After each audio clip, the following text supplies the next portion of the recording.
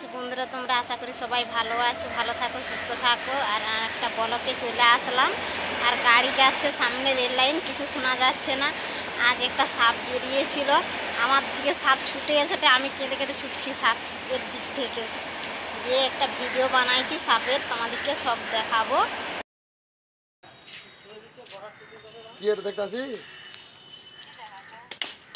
মাছ না, সাপ গেল কম বড়টা।